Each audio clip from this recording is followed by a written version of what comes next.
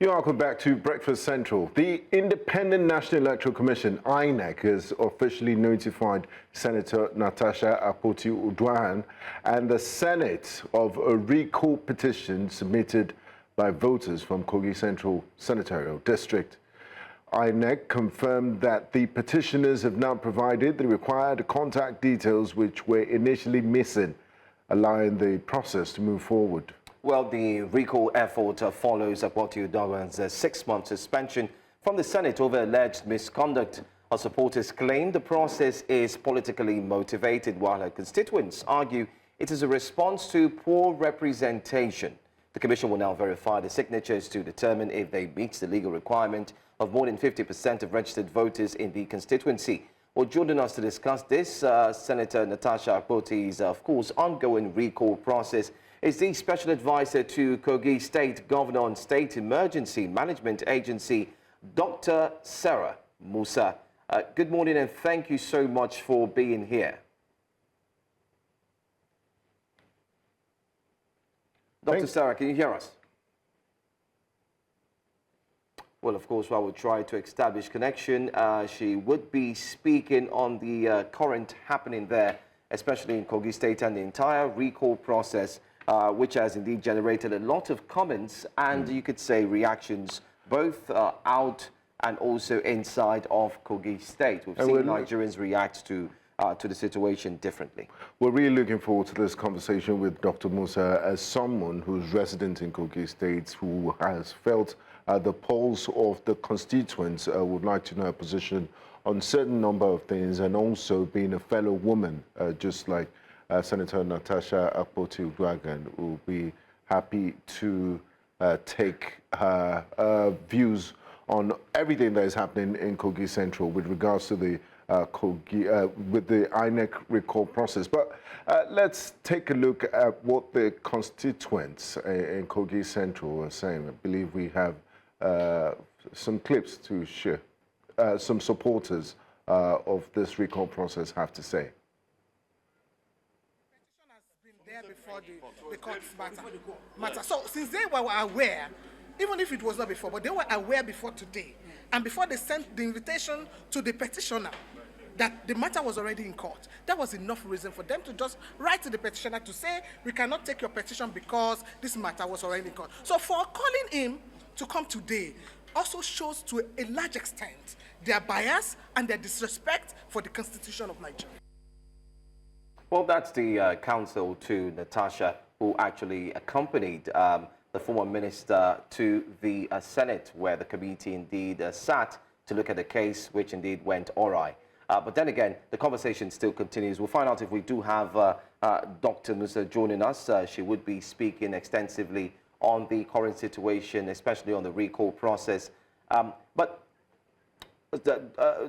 let's not forget that there's been a lot of back and forth concerning this particular issue. And it would be very nice to have, especially the Special Advisor to the Kogi State Governor, to join us and speak on this. But once we establish connection, once again, we'll go straight into it. But let's look at the entire situation. We've looked at the situation from the House of Assembly. Let's come outside and look at it from the aspect of the Independent National Electoral Commission, who had gone ahead to say, listen, you've been able to get this over 200,000 signatures, but there is something missing. And what's missing is we do not have their phone numbers, neither do we also have their email addresses, and house addresses. And you would start to wonder who would be able to collate that huge number of persons who represent a constituency, going ahead to ensure that they get Natasha out of the National Assembly and possibly get another person to represent them. 24 hours. In 24 hours. There's a lot of conversation around it. But then again, we do have Dr. Sandra joining us this morning. Let's see if we can establish connection very quickly. Good morning, and can you hear us? Good morning, sir. Great, great. It's good to have you. Thank you so much for joining us.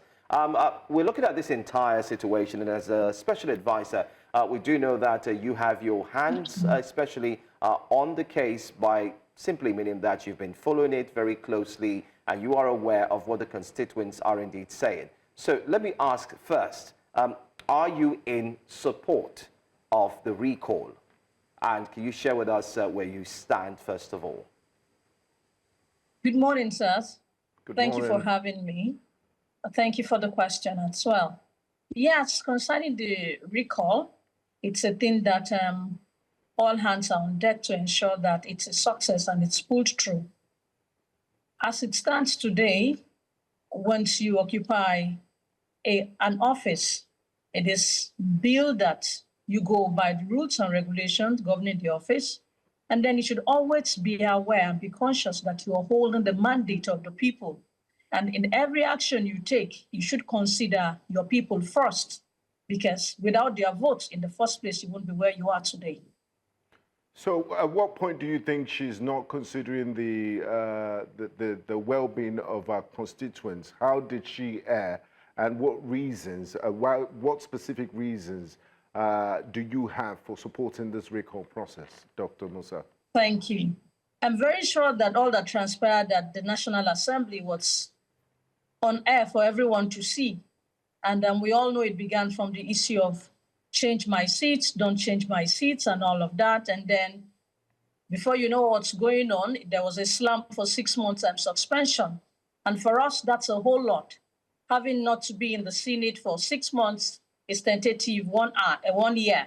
And for us not to be represented for 1 year, it means our voice will not be heard. It means we'll be shut out of dividends of democracy. It means that our people will not get their benefit. And that's why you're there, to ensure that you speak for your people and then you stand for them. But there's also a counter claim to that statement. The sitting senator, who has been just suspended, Senator Natasha, had said that she was pushing to ensure that the state, Kogi State, and the constituents benefit from everything that she was putting right before the House. But it seems like she was never, ever going to get it done because in a statement, the Senate President was not giving her any room to ensure that all her suggestions, everything she brought forth was indeed accepted by the House and so on. Don't you think it would have been the other way around if Kogi State had pushed for the Senate President to at least listen to her rather than the other way? What's your thought on that? Okay, thank you very much. In the first place, our sister was voted into office. It means that her constituents stood for her. When this whole issue began, before it got to where it was today, she never held a town hall meeting to sensitize us and get us informed that this is what I'm facing at the National Assembly. And as we speak up till now, she had not come to visit, nor to say anything to the people. So how do we know what's happening to her, the Senate? How do we come in to speak to the Senate President on her behalf when we don't know anything that's happening, not for what we watch on air? And the next thing we'll hear is 6 months slam. And that's a whole and a big deal for us. And so we're concerned about the vacuum that's been made available at the Senate. And that's what we're saying, that we need that position filled. And she was asked to offer an apology, which she has said she won't do. And who do you think deserves this apology? Apology to who specifically?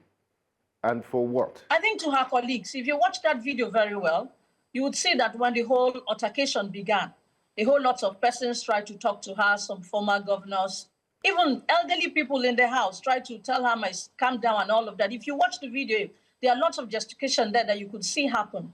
And she didn't listen to anyone. So if you go by that, and we've all heard it's been everywhere that she should offer an apology. It's on the news. It's not a hidden thing. And that hasn't come up.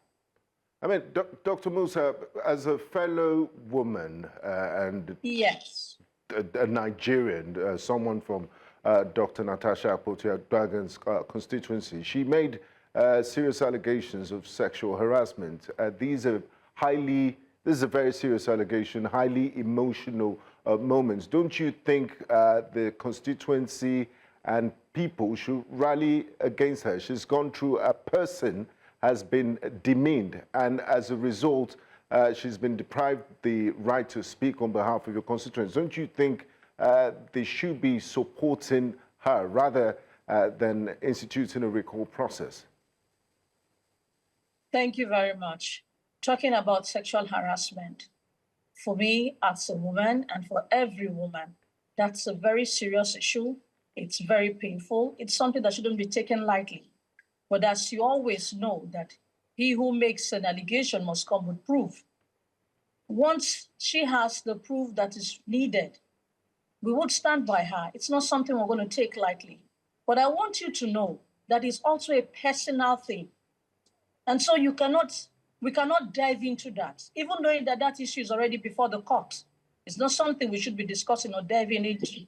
But I can assure you that as Kogi women, as women from Nigeria as a whole, nobody would take that lightly. And we would definitely stand for her if that be the case. But at the moment, what we are concerned as a constituent is the fact that our seats in the Senate, it's going to be vacant for tentative 1 year. And we need that position filled up because we want to get the dividends of democracy. Once you're elected into office, all that is demanded of you is good governance. A whole lot happens. But in all of that, you should have some things in consideration while taking decisions and while reacting. All right. Let's also, for clarity's sake, which of the group is actually pushing forward to get Senator Natasha out of the assembly? Which of the group? I just wanted to get this clear. Is it the Kogi Central Political Frontier, or is it a different kind of body in Kogi State, or is it from the government house? Which of these groups? Okay, one thing I want you to know, that is a constituency matter. It doesn't have to do with any group or whatever group they are saying or thinking. It's a constituency matter. And of course, you know, the whole constituency cannot come to INEC to submit. And so if any group is mentioned, it is just like they are the ones taking the issue for us. But it's a decision of the constituency. A group alone cannot be having up to 250,000 persons or above.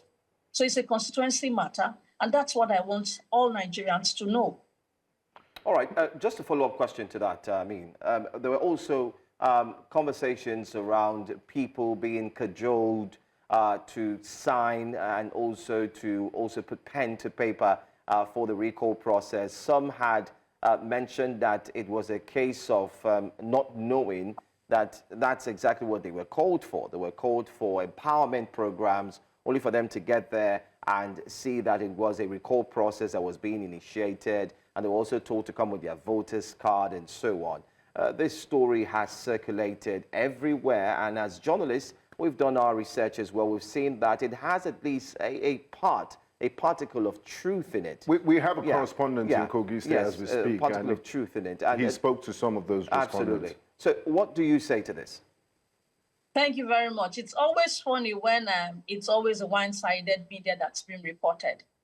There's also a video that went viral when an elderly man said, I used to be Baba Natasha, I am no more Baba Natasha.